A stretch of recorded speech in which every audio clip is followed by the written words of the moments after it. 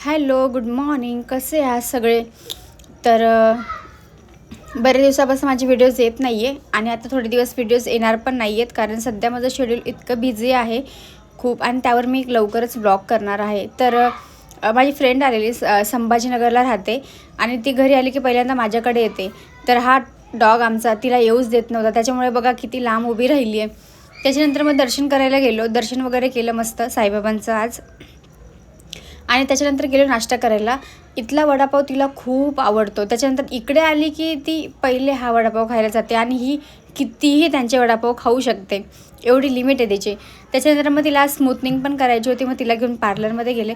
मग तिथे खूप वेळ लागतो, पण मी तेवढा वेळ तिथे बसले नाही, तिला तिकडे सोडलं आणि त्याच्यानंतर मी माझ्या पार्लरमध्ये गेले. आज मस्त हेअरस्टाईल केली. कशी वाटली कमेंट करून नक्की सांगा.